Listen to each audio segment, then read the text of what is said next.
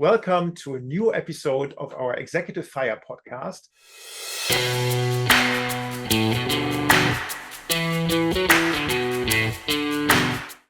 Our guest today is Miriam. She is in a global role, a global HR role in an IT company, and we will explore her resilience together.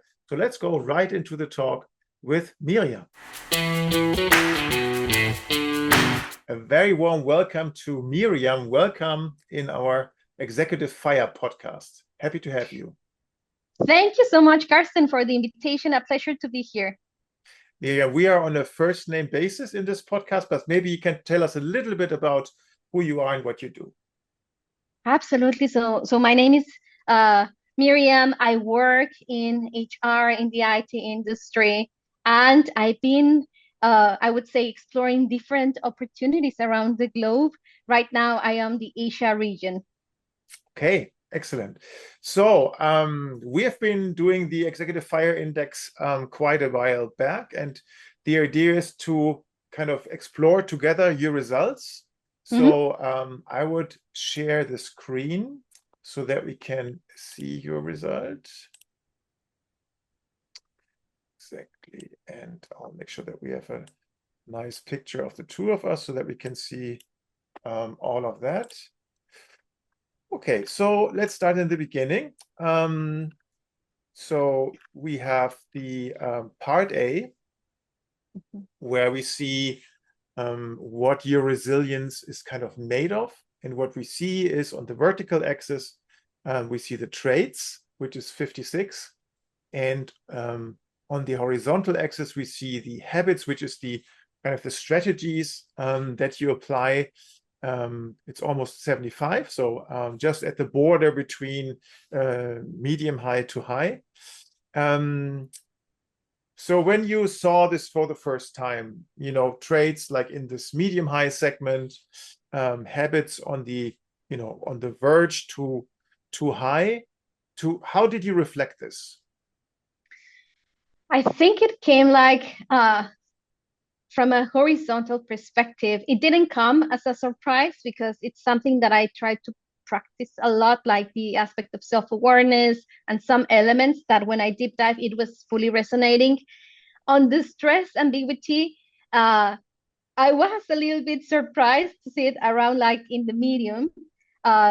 But then I started to explore more and it was making sense as I was going through the results. So initially it came like, I would say as a nice surprise and as an opportunity to keep diving to understand much better what it meant. Yeah, and I think the 56. Meanwhile, we have benchmark data.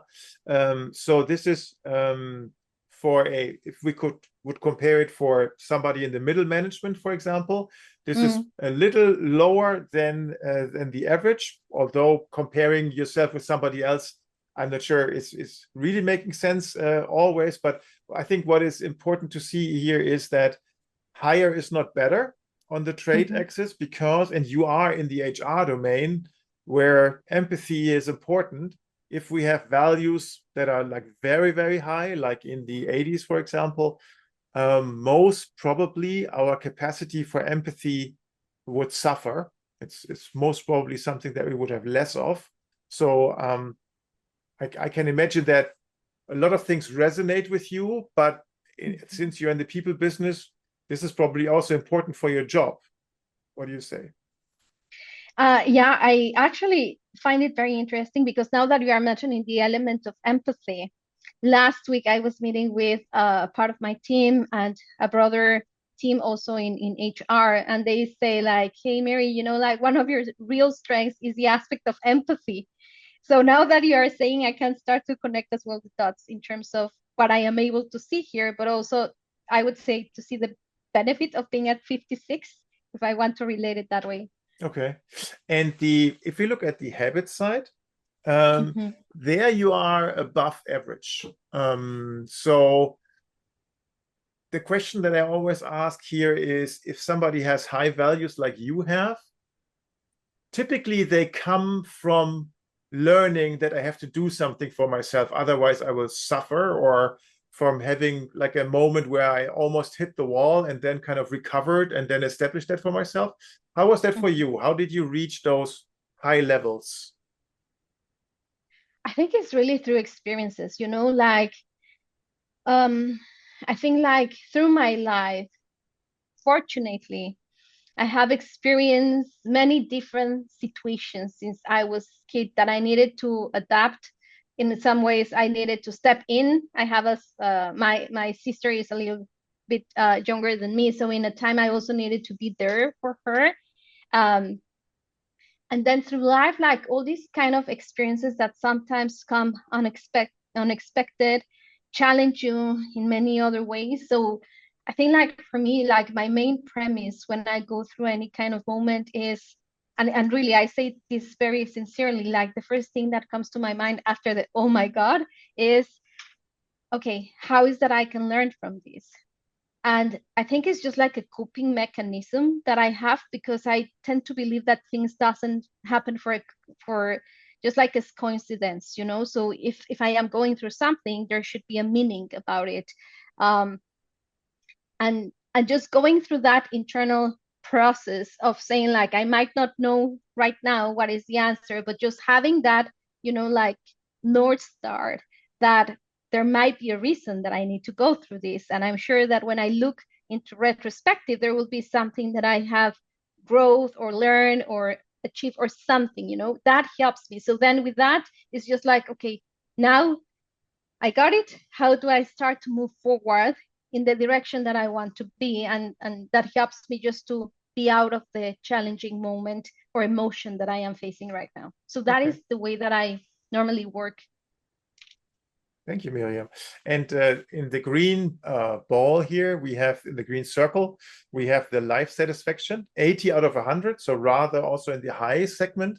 Would you say that you are on average, like very satisfied with life? Is that something like a normal state for you? Yes, it's true. But I also wanted to do a little bit of a joke, Carsten, on this one, because if you ask me right now, I might have a little bit different answer. But no, in general, I think is very accurate. Like we would have always these ups and downs, right? But in general, I feel super grateful. I would say for the life that I have, for all the blessings that are part of my life, the people from overall, like all the aspects, I feel very, very blessed and very grateful, honestly. So there are areas that I can always want to focus, and I see an opportunity for improving. So one of those is the physical aspect, right? The aspect of the body, and it's also part of this assessment. But in general, I feel that it's pretty accurate. Okay, okay, good. So let's move on to the next one where we look on the traits, which is what we call raw resilience. So the resilience that we kind of inherited from our ancestors via the DNA, or that kind of formed itself in the first 7, 8 years of our lives in the so-called imprint phase. And what we see here is the dark red bar for need for stability, or need for emotional stability to be precise, is a little bit higher than 15, hence it's in the risk factor section, whereas extroversion and originality serve as a protective factor. So need for emotional stability would mean that if something happens where you get critiqued or challenged, or where you made a mistake or something went wrong in public, that this kind of can irritate you, shake you, and it can take a while to go back to normal. To which degree is that real in your life? I think it's very true when I realized that I could have done things differently. There is a sense of judgment, like self-judgment, but also uh, the other aspect that I was reflecting, and it's maybe one of my uh, black spots, is whenever I need to take some action that I know is the right thing to do, but sometimes I feel like, okay, it's going to be hard for maybe the recipient.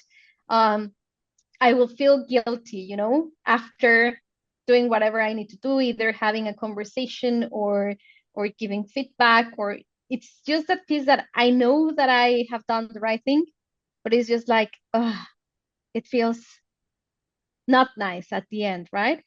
And with me is that the aspect of self-judging and always feeling like, okay, I definitely should have done it differently. What I think it creates this kind of uh, aspect of looking for that more stability and the criticizing, self-criticizing. Yeah, and I think so. Most probably, many people who listen see, oh, I have that too. I have that too. And if I only did not have that, right? But what is it good for? It's not. It doesn't always feel good, Miriam. But what do you think is it good for in your life? Well, the next question after thinking like I should have, then definitely I bring that with me already for the next experience. So I know that, I mean, yes, it was painful, right? But definitely I will grow with it for the next one. And I have that piece of experience that sometimes, yes, you can have a very nice rating, you can have a very good like video or article, but sometimes we learn just based on the experience. And now I have that I can build on, uh, and definitely is something that will stay with me. And sometimes from the hard moments is where I can tell you is that it's not that I like to suffer, of course not, right? But it's just that simply when you learn a lot because you are able to see the other side of you that you are not normally looking at. So it's just like it later becomes as a, I would say, like a hidden weapon that you have over there that now you can use it when you need it. Yeah, I love that reframing, right? So this is something that can actually contribute, but it doesn't always feel nice, or oftentimes it doesn't feel nice in that very moment. And this is how traits work, right? So they're the inner workings of us. They kind of give us triggers, or they make us being triggered when something happens, and then we process it. And then our habits kick in and help us to learn something from it, and our conscious reframing that, okay, I'm sure I won't make that mistake again. So next time I know, and I'll factor that into my next work or my next challenges that I have, right? Yeah. On the extroversion and on the originality, these are more on the superpower side, right? So extroversion being somebody who finds it relatively easy to speak to people, to open up, to engage, to have a good connection, to build trust. Is that something that is easy for you, Miriam?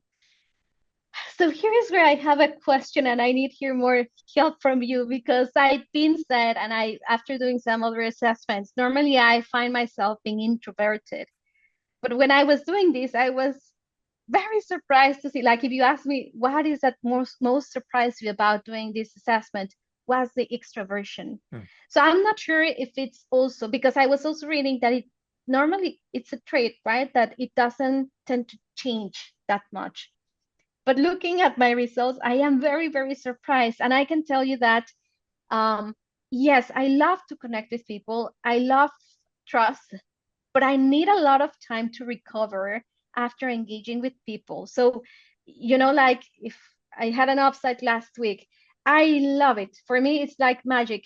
But after that, I might need to go and hide myself just like for 1 week, to recover from that because I put so much energy into making those connections because I really value it. So I'm not sure like if it's how it comes in balance because again, I thought that I was really introvert.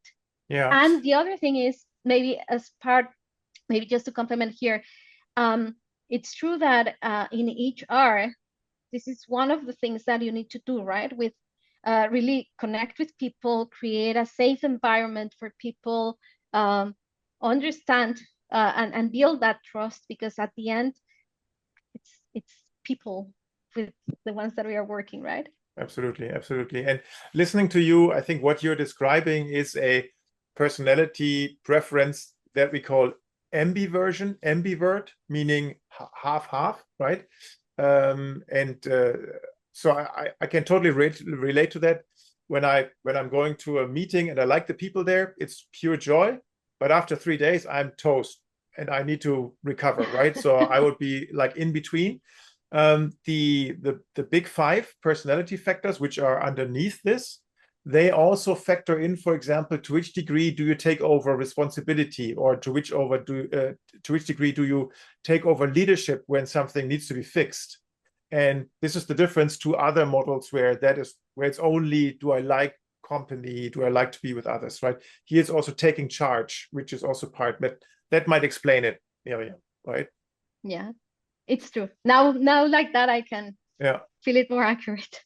And on the originality, this is, we could also translate this into openness to new experiences.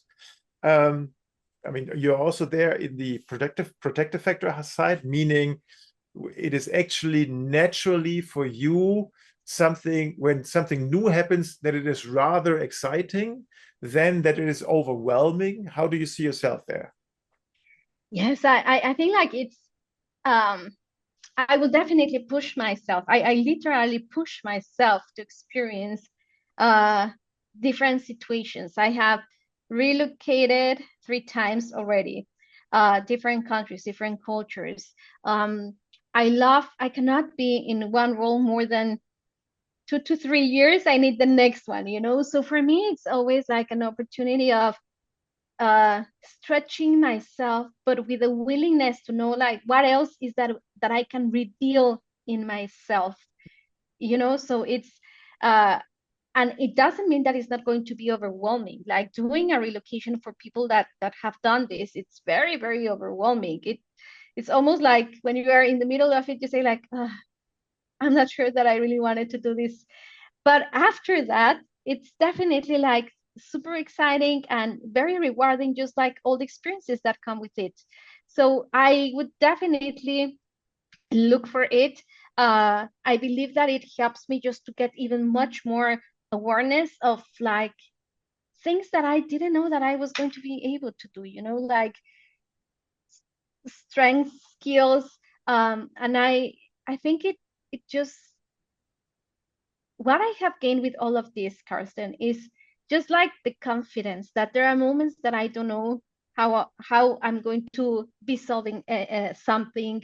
I know that I don't have the knowledge sometimes or the experience, but the one thing is that I am confident that I can make it work. I can bring the right people, like, you know, find the mechanisms to say like, okay, how do we go through this, whatever it is.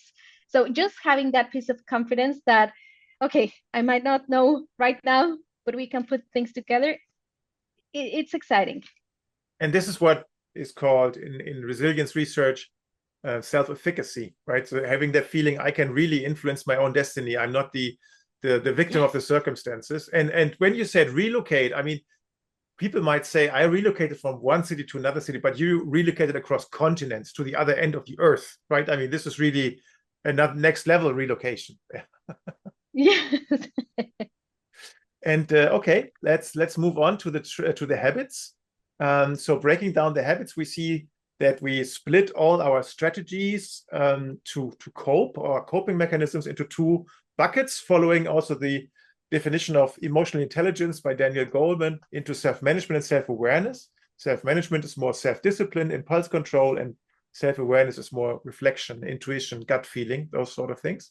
And what we see is we can now say from our benchmarks that 70 is like normal, the average, and we can see that 80, so self-awareness, you are higher than average, meaning you have a rather good feeling of what you need, what's ongoing, what are you thinking, your gut feeling, your intuition.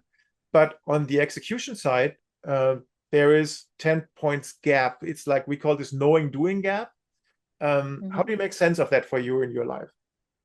Absolutely. So like for the self-awareness from, I mean, like since I was teenager, I have always been engaged into activities of like, I studied psychology. Then I've been involved in any kind of life coaching experience in many different ways, right? So in one way or another, it brings all these elements of self-awareness, just that you are able to work on the things that you need to work, right? Personally. So I play actually with my husband, because we say we have done some of these experiences together, and we say like, you know, the issue of self-awareness is that you cannot longer fool yourself, even if you know that you are not taking the right decision or doing the right thing. Like, for instance, I decide not to do exercise, right? I cannot make fool myself, you know. I know perfectly fine that I should be doing exercise instead of, I don't know, watching a movie or whatever, right? So it's something that I have cultivated across the time. So from that aspect, I truly appreciate that, because it helps me primarily when I get to sense that I am going to my out of balance. I get to sense my body, my emotions, my thoughts, and it helps a lot. Now, when it comes to the self-management, I just gave the perfect example. Uh, I know exactly that my areas of lack of, I would say, personal commitment, because at the end I can summarize it like that, is the aspect of body care, like sleeping hours, nutrition, exercising. This, I know what I should be doing, but I really don't have that. I don't create that internal commitment to make it happen. Neither I create the discipline for that.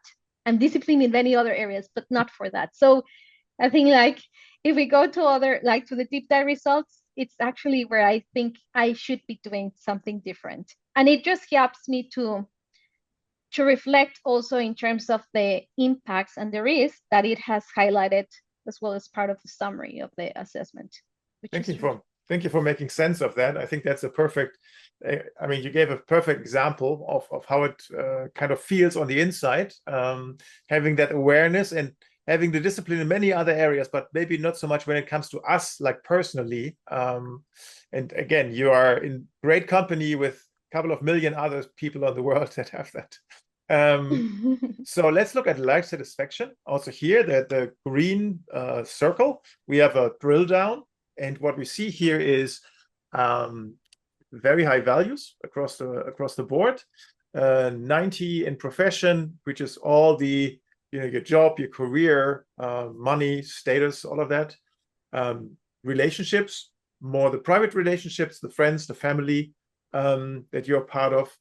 Physicality, as you already mentioned, a little lower, right? A little less happy with health and body image or whatever. And then spirit is more, to which degree you see meaning, to which degree you live your values super, super strong, super, super high.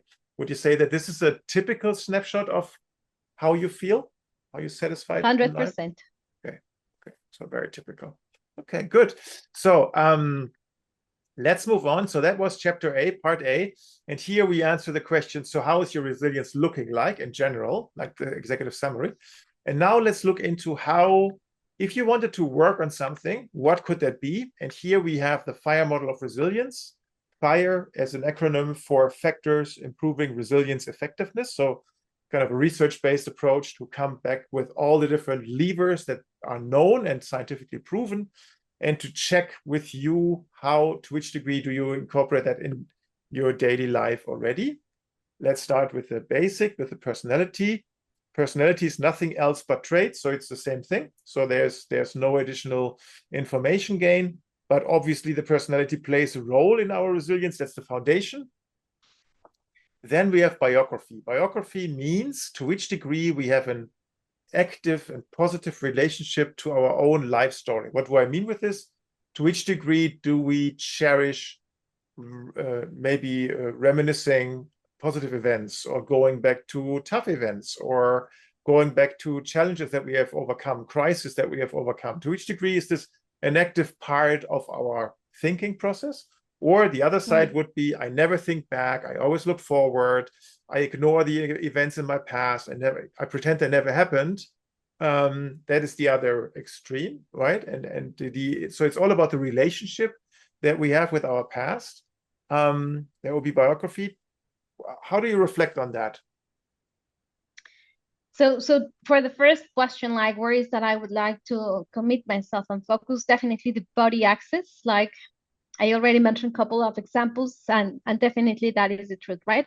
I honestly didn't know, like, the impact that not sleeping well can bring in so many ways, right? So that is something that for me it's also becoming very much more relevant now. I work also while I work in Asia, I have lots of global calls where I need to connect with EMEA, with America. So it has an impact at the end of the day, right? And some people will say like, well, you can always start late. No, it's not the case. So I need to find some way that I make it sustainable because it's creating an impact.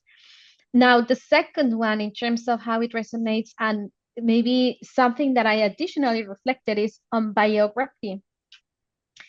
So from this aspect, I think like one of the trade-offs of relocating to different countries, which I have done already for almost 6 years, uh, I live with my husband, and then most of our family is based out in Mexico. So we eventually see them like, like every other year. And right now it's been like a long time since we don't see them. So it's more about like this aspect of thinking, I love it here.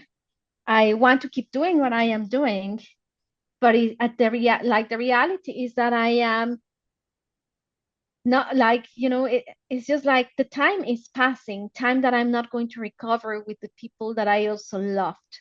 So it brings a little bit of sentiment of guilty and what is the right thing to do. So I think that it comes back to also this aspect of a choice of life and the trade-offs that it brings. But it doesn't matter that it's an element that is not impacting, like my person, and having this feeling of, oh my God, I want to be with my parents, right? Like we are all getting older, so it's just like ensuring that you have the time to value also the people that you have and not only your personal life. But it comes again as a trade-off. Yeah. So what I hear you say is there's, on the one hand side, there's a high degree of self-awareness for stuff that's going on, but it's more towards the present and the future. But when it comes to your own story, connecting back with your old home, with your family back home, there's this like, let's don't go there too much. It might hurt. Let's focus on the here and now, Yeah. just to protect yourself almost. Yeah, it's true. Like sometimes, uh, yeah, I think it's the way of protecting, right? Because at the end, um, I'm doing what I like to do. I am in a place that I like to do. I appreciate very much my life. It would be just perfect that I could have them here with me. Yeah. It's Right. And if you look at attitude and mental agility, they are both very high. Attitude is the muscle that we need to get us from victim mode into shaper mode. So when I yeah, feel like overwhelmed and hopeless and helpless, get into this, okay, what can I learn? What can I influence? What are the next steps? That would be attitude. So that's a muscle that's very well trained for you.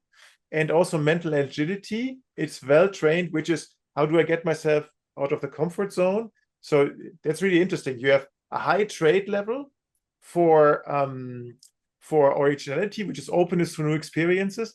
And on top of that, you have a high degree of mental agility. So you have like two for one, right? Two things going in the same direction, meaning that's really something that's very important to you. And also when you get irritated, or so that you really make an effort to work it through and find this piece to be grateful for, find this piece to be learning from. And that shows in this attitude muscle that you have developed with over 85 something there. Is that making sense? yes, but like to be very honest, like sometimes I can also play the victim. It comes and then I will overcome it, right? But sometimes I realize that I have also played the victim role, and then eventually I will move on. But what I wanted to tell you is that one thing that I was really grateful for doing this assessment is that it it gives you insights from a personal perspective, but also things that you need to be mindful with your teams. It's true. I have the attitude. I think that I have the mental agility, but sometimes you need to, like when you are driving, know how much to uh, accelerate, when you need to stop, because not necessarily it means that the people that surround you will go at the same pace. So something that I take away is just to be more mindful and reflect on that aspect. That's a very important aspect, right? There's the self-leadership part, but there's also the leadership part. And high values in anything mean that statistically your team is most probably lower, and hence to be sensitive about it and have a watch out for, okay, well, how's the energy in my team? What do they need? Where is everybody standing here? That's the kind of the art to have resilience playing a role in our way to lead the people in our teams, right? Absolutely. Energy management is a little less than mental agility and attitude, but still pretty high. Energy management is kind of the muscle that we need to control our emotions, our emotionality. And so you mentioned sometimes you get emotional, or sometimes you get into that victim mode. And energy management would be, to which degree do we have the muscle developed to manage our emotions? And here's a fine difference between managing emotions and suppressing emotions. So managing emotions, for example, let's say I'm upset. I can go for a walk, I can go for a run, and afterwards I'm no longer upset, I'm tired. I have a different feeling. And the alternative would be to pretend I'm not upset. That's not the same thing. Yeah. And here you have a strong muscle, not quite as strong. How effective do you feel you are in regulating your emotions? So if I am not feeling, like, one thing that I have realized is when when I have not slept correctly for a long period of time, it doesn't matter. I think that I tend to react much more emotional. It doesn't mean that I will express it, but I feel the emotion inside of myself. I know that I am getting emotional about something. And then when I am like that, in that state of like not feeling fine physically, then I might find my confident partner to vent a little bit. It helps that someone listens, and then I go back. But normally, when I would say, like, on normal conditions, when I am also physically feeling fine, when I would say, like, yes, it's a situation that I was not expecting, I would tend to think, or to experience it like, here it comes another one. But then I am just like bounce back a little bit, take my own time. I need to take time. So I normally say, like, okay, let me just come to this one later when I have thought about it, and then I would feel better with whatever approach, or I just need some time to digest. Either with this could happen like for an email, but sometimes it's a situation with a person, right? Um, and then I find out that it's better, even like, instead of going through an email, for instance, speaking directly with the person, just making sure that we have the right understandings. Many things are about communication, right? So I just try to take time, put space between the situation, and then I would normally kind of say, okay, now let's fix it, or how do we move forward? Yeah, and that's a great example. So energy management is really this: we have a stimulus and we have a response, right? And what do we do in between? What's our choice, rather than acting from the the old part of our brain, that we really think, okay, so maybe I should talk, I should try to understand, I should ask a question, maybe I should write down pros and cons, maybe I should journal, maybe I should do something for myself, or listen to music, or sing, or whatever helps me to get grounded and feel the earth again, and then act from there, rather than from being like all stoked up with something, right? Okay, yeah, great point. Yeah.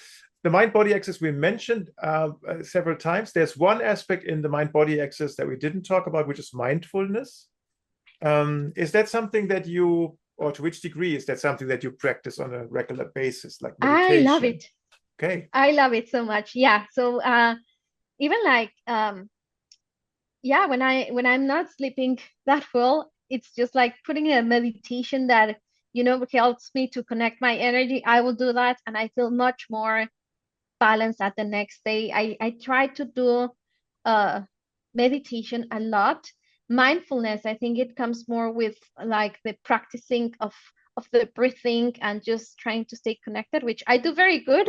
um but I need to be physically good. Like, the mindfulness, I think like the piece of mindfulness that I practice a lot is the self-awareness.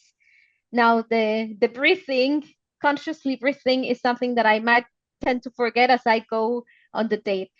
But the meditation is super, super helpful for me. And not only in terms of just calming, because for many people it means calming, right? But for me, it also brings the aspect of um, finding that inner connection where I am able to find my place of balance, but also, okay, there is a broader meaning into whatever experience I am going through. So it brings me that connectedness to a higher purpose. Okay, so that's also connected to meaning somehow, to that other sphere. Yes. And what I'm learning now is that you had that self-image. I'm not so good in the mind-body axis. Well, actually, you are in that mindfulness aspect, right? That's something that you find easier to do, and so maybe that also helps us later when we look at that to see what could be something that fits to you that is maybe not so athletic or extreme, or maybe something that is calmer, a little, something that brings your heart rate up, but it's not a marathon or martial arts or something like Yeah. something much softer than that. Yeah, it's true. Good observation. Yeah. And then we have the authentic relationships, which is also very strong. The circle of friends, although I can imagine must be challenging when you live time zones away, like several hours. So being in touch might be a bit more challenging. So we could look into that. And then obviously meaning is very strong. And we can now look at it from, so what is already very strong in your life? How can you strengthen that even more? Or what is something that you would like to focus on in terms of how can we maybe increase that a little bit, improve that a little bit? Let's say for time reasons, we could look at 3 different of these spheres. Miriam, which one would be of most interest to you? Energy management, the mind-body axis, and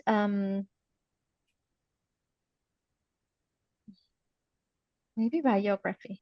Biography? Okay. So let's do biography, energy management, mind-body axis. Shall we do that? Yes. Okay, good. So let's dive here into biography. So the way this is built up is we have for each sphere, we call them sphere because of the flames. We have 1 page discussing it in detail. The value here is 70 out of 100-point scale. What does it mean? How can you interpret it so it's medium high? And then we have the protective and risk factors. And the idea here is that the risk factors, when you give energy or attention to these, you're moving away from resilience towards vulnerability. And the protective factors means if you give energy and attention to those, you move yourself more towards resilience, right? And so here is also what we see here is on the risk factor side, I avoid thinking about the past. Thinking back to some events in my past makes me angry, ashamed, or fearful, right? So we call these hot emotions. So there's a little bit of an element. There's not many. We can see that the bar here for risk factors is not as long as the bar for protective factors. So most probably there are only a few, right? But this is something that's an area in your life, as we just said, where I don't look too much to that. I try to stay clear of that. And what we know from psychology is that this is one strategy, but it's not the most effective strategy, right? The most effective strategy would be to somehow make peace with it. And that requires confronting ourselves with these situations, and that is not fun or easy, right? And maybe we don't find it's the time now, right? But that's maybe something to keep in mind. Why is that there? On the other hand side, what we see here is that on the protective factor side, it looks like the exact opposite. And this is something where people sometimes question, is that not a contradiction in itself? So let's look at it, what they are. Protective factors, I frequently recall the positive events in my past. I consciously take time to process negative events well. And given the ups and downs in my life so far, I'm pretty happy with who I am. So that's a very strong, the place where I am is, I like it. And so one way of making sense to that is risk factors are linked to our traits. Meaning, If I'm somebody who has a trait structure which is open for new experiences, and feels, a little pain when I get challenged or critiqued or something bad happens, my focus could be to the future. I could worry to the future. I could focus to the future, and I stay clear of something that happened to me in my past. That would be the trait. So, but there's a conscious decision, and the conscious decision of Miriam could be to say, I want to look back at events in my life. I do reminisce about the positive events. I do go back. I have visuals, posters, pictures to remind me of those events, for example, right? So it's a conscious decision. So the protective factors are often linked to our habits, meaning they involve active decisions and some energy in order to make them happen. Now, when you hear that, when you look at that, to which degree does that relate and make sense? Very much. And I know that we will be speaking a little bit later about the circle thinking. But when I go sometimes through these challenges and I start I tend to go more to the risk factors, it would definitely happen the second one. I just get angry and angry and angry, thinking about the same and the same and the same and the storytelling to myself, Now, on the other side, the positive is I actually don't focus on remembering something that has happened positively, but I try to connect to the energy that I remember feeling when things happen positively, because then I start to experience in my body, that feeling of being successful or feeling that I have achieved something, or that positive energy, I start to bring it. And that is where I think I personally find it more powerful to connect with that rather than the moment itself. And that it helps me to know, okay, how do I start to connect now with this energy after feeling like facing the challenge? Absolutely. So, for example, there was something, a great achievement, something that was very, very difficult that you mastered, right? And connecting yourself with this feeling kind of informs your body. I did similar things. I did great things already. I will also be able to do that, right? So that's like a booster, like an energy booster. Absolutely. Absolutely. Yeah. Let me give you one very specific example. For instance, public speaking, right? I needed to make a presentation, which normally I do, but this time I got so nervous, so nervous. And it's for me, it could have been like something normal because I'm used to do that. And then after that call, I was like, oh my God, how is that I have done this? It went so bad. And I was judging so much myself. And I was asking for colleagues, how bad was this from 1 to 10? And they say, Miri, it went fine. I think that you're exaggerating. But I was internally feeling very bad and going into the thinking, the angry, right? And then I recall other times when I need to do public speaking, that has been you feel all this energy after you speak and that you present and that you feel that you have made your point and that people were getting very clear message of what you wanted to communicate. It's a different positive energy that you go out of the stage and then you say I want more of this. So it's just like two sides of the same situation. Yeah, I love that. And then kind of taking that learning from it and the energy from it to kind of strengthen you in the next situation where that is needed, where this energy is needed. Okay, cool. Yes. So that was biography. Let's look into energy management. And energy management was is 74. And it's just on it's almost high, like 75 would be the transition into high, so very, very strong. And it has to do with how do we deal with our emotional side, how we deal with our energy level. Like we also have biological energy. How well do we protect ourselves from energy thieves, be it human or digital energy thieves that take away life energy from us? And what we see here is that is very normal for people in the executive world. I'm available 24/7 to others. I have no control over my schedule, which is obviously something that stresses us. And because people can affect your private life by booking into your calendar, call you at any time, especially given the time zones away. And on the protective side, I prepare myself for challenging situations. I know what I want to achieve, and I separate important from urgent tasks. So really that self-management, how do I get stuff done?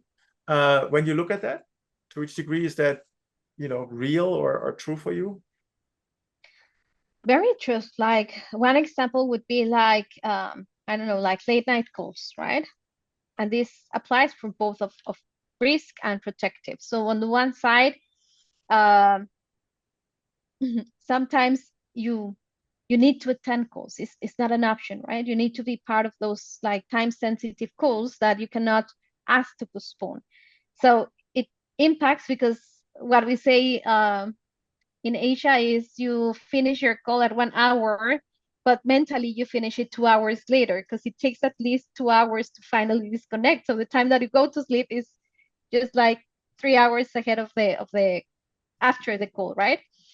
So that is the risk factor. And the other way would be like pushing for those meetings that could be set out earlier in our time, negotiate for those that you can, that are set up earlier, or maybe if you find the way of disconnecting days earlier, definitely book time for yourself. I think it's something that I try to do myself, but also encourage the team to do it, just because we there will be moments where we need more energy. So just making sure that we are looking for the right balance as much as we can and proactively trying to carve time for it, I think has helped me a lot.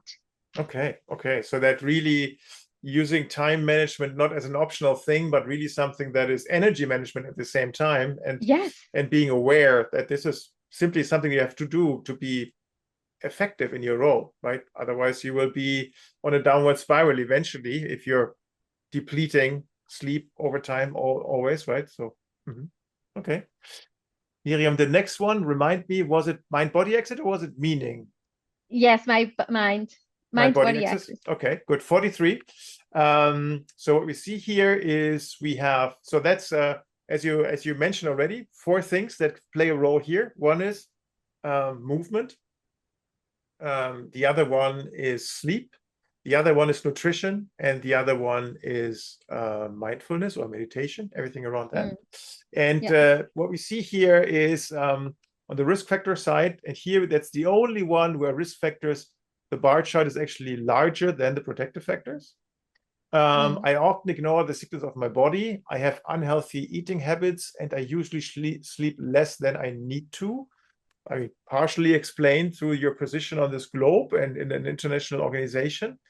On the other hand, on the protective factors, body weight normal, I have a good understanding of what my body needs, and I actively use strategies to calm down my thoughts. So again, we see a little bit, which looks like a contradiction, but it's like if we give in to our cravings or our impulses that our traits give us, then the risk factors come out. If we make an executive decision, oh no, this is important to me, then we get what our protective factors produce. So how is your balance there right now? Yeah.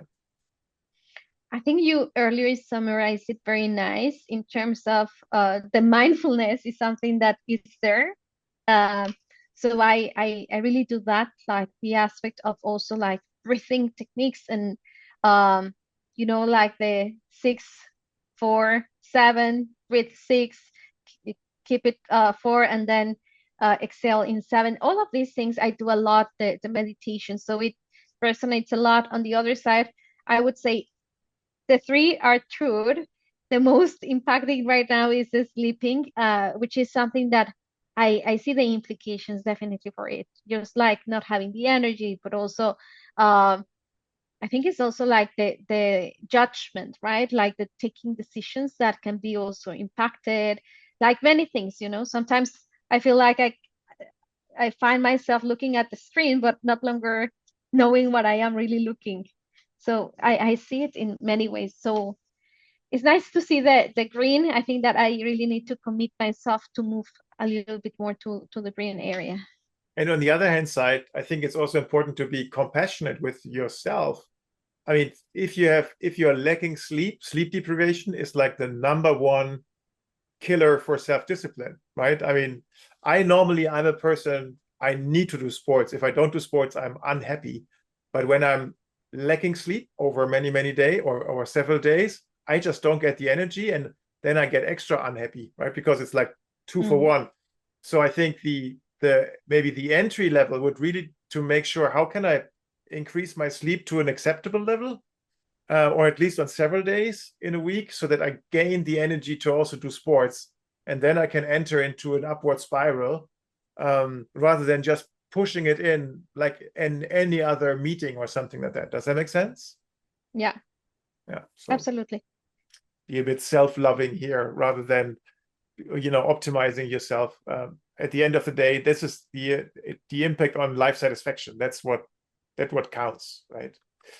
Yeah. Okay, so these are the spheres of resilience. So we get a pretty decent picture on the different aspects of it. Moving on to part C, the resilience continuum. And this is how well do we lead ourselves and how well do we lead others? And we have here 4 quadrants. We separate between tough, which is hardiness, which means I'm tough on myself, tough on others. That's my role model, maybe. Then there is resilient, which means it's a good balance between self-awareness and self-management. Then we have ambivalent, and we have the ambivalent means I know what I should be doing, but I don't. And derailed means I am actually not so strong in all of these, in both of these, and I need to develop both. And what we see here is there's 11-point difference between the 69 on the self-management side and on the 80 on the self-awareness side. So it is probably fair to say that on a bad day, the blue circle would move towards the ambivalence. At least that would be logical. How do you see that for yourself? Yes, it would be true. Like on a bad day, maybe on a bad day, it would go a little bit low on the resilience. And then after many bad days together, definitely starting to go to the ambivalent. So I think that it also, and I think everything is connected, right? But it really brings the connection of the self-management. Like as much as I care of those aspects, then it also allows me to, as you say, like have this aspect of self-care, which will help me to keep in the resilient area. And if we take in now the fact that you are ambivert, right? Like, but in our definition here, a little bit more towards the extroversion side. So, I mean, mindfulness you're doing alone, right? You have like sitting by yourself. Yes. Maybe, I mean, you could try different things, right? You could try to say, maybe I need to do this with others, right? So, for example, I go running with my colleagues on the weekend, or my neighbors actually. And if somebody does not come, he has to excuse himself. It's not like an optional thing; it's a commitment. So, and sometimes I really wouldn't want to. It's raining or it's cold, but since there are others, you're kind of committed to it. But on the other hand side, when you're traveling a lot, that it's very hard to be with others. So then it makes more sense to have something that you can actually do anywhere in a hotel room or something. So what have you tried here? I think that I can invest a lot in, for instance, the building relationship or the connecting with people, but then the way that I will bring my own balance would be, for instance, spending a day in reading or really meditating, like for me, a way of having a very peaceful balance would be like, okay, let's find a nice, I don't know, like lunch or dinner or whatever, and then let's meditate and let's just spend, like, honestly, I can spend like 1 or 2 hours really meditating, and I love it. I love it because again, it reconnects me with like my personal meaning and my energy, just like finishing the meditation and being able to sense like a thermometer, like my own energy. For me, it's like, okay, now we can do whatever we need. Okay. So that's a very strong lever you have there.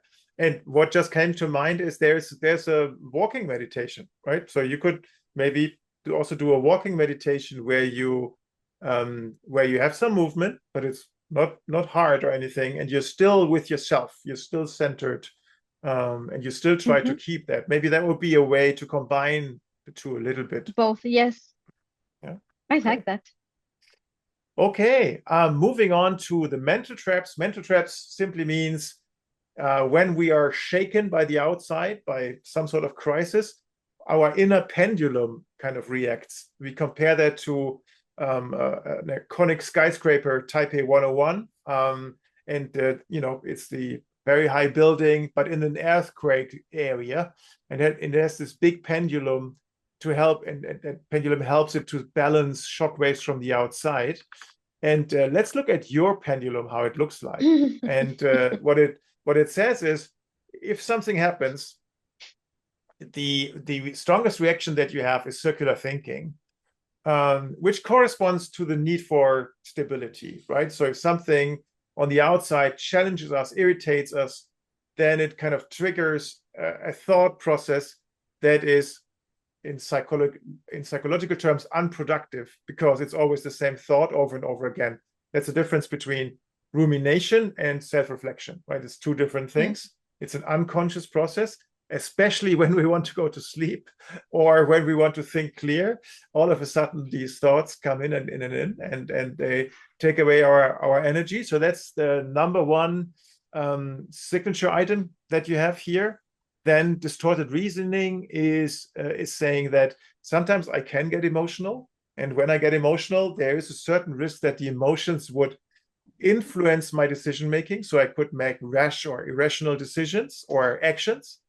Denying responsibility would mean when I'm in denial, I deny that I am, master of my own destiny. I deny my self-efficacy, so I'm more in the victim mode, in other terms. And a little less, but to some degree, there's also some unprocessed memories in my past. And when something happens that reminds me of that, it can really cause also an emotional reaction when those two get together.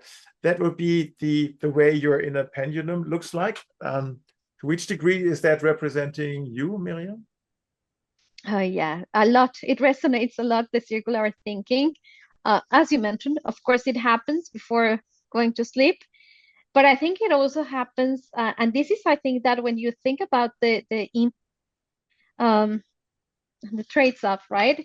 It happens as well when I am, I don't know, like on the weekend, when I'm having my personal time, and then I want to disconnect from a situation, but I'm having a conversation, to give you an example, with my husband, and suddenly he looks at me and then he says, "You're not there, you're not listening." And it's true, because I have my internal dialogue of whatever is happening in my head, circles and circles, right? So it has a big implication, not only in terms of, I mean, you're not going to go anywhere just by thinking in circles, but also when you go so immersed in the situation and you lose track of the outside, right? And it has an impact also for the people that is surrounding you. And I put this example because the same happens with whoever the conflict or the situation would be, right? We are not able to see all the other parties' point of view or whatever you need. So I think that I love something interesting. I know that this happens to me, but it was only when I saw it in the assessment that I realized it. So now I can be definitely much more mindful of when I am finding myself going into that. Okay, how is that I can take myself out of that circling, which Okay. I didn't have before, I would say. Love that. Okay, thank you. And the next part is about insight and commitments. And this is the last part, and we can just do it, the two of us. So in looking at it, the entirety of the executive fire index and the insights from that, what are you taking away, or what have you been taking away when you did that a couple of months back for the first time? I think that no one knows us better than us, right? But finding sometimes like a mirror where you have it with words, it helps just to kind of, again, take that level of insights into a way that you say like, okay, so I can keep doing this more present into the things that I can have top of mind and decide what is the balance that I want to bring. Knowing your risks, but also the way that you are protecting yourself, it also a mechanism to know like, okay, now I know these tips, right? How is that I can help myself in a more proactive way to look for these alternatives that can bring me easily to the way that I want to go. The other aspect of it is, again, like many reflection when I was reading this, in terms of the implication for others. And I know that this is for, as we mentioned before, like leadership or personal leadership, but also for your teams, right? But it can also reflect how we bring that impact for people like in your life. I would summarize like that, people in your life, and ways that you can be, or I can be more mindful of the things that I want to cultivate further, and things that I know can even help me, if I am aware and I detect on time, can help me to avoid situations that I don't necessarily want to have, or I don't want to be in that place, you know? So how is that I can have more mechanisms for quick recovery, I would say. And maybe the other thing is, there is definitely a commitment that I need to do with myself, at least from the aspect of body. And it's not something that one doesn't come new, right? But again, reflecting on all the trade-offs that it brings, I think is something that I really need to commit. And we have discussed this in our sessions, Karsten. So it's something that I know the impact, I can feel the impact, but it's really like getting my commitment on it. Okay, wow. I love your reflections, Miriam. Thank you so much for taking us on this journey through your life, and you know, how you're kind of wired, how your resilience is built, and how you're making sense of that. I applaud your level of reflection and reflectiveness. This is really amazing, and I'm looking forward to staying in touch with you, Miriam. All the best to you. Thank you so much, Karsten. A wonderful experience, and I truly appreciate the invitation. You're welcome. Thanks, Miriam. All the best. Bye-bye. Thank you. Bye. So that was a deep dive into the resilience of Miriam. What have you learned? What can you apply for yourself? What are you taking away? Please leave us a review or get in touch, and we'll be happy to connect with you, right? So you'll find the link in the show notes how to reach us. And now, all the best. Take care and speak soon. Bye-bye.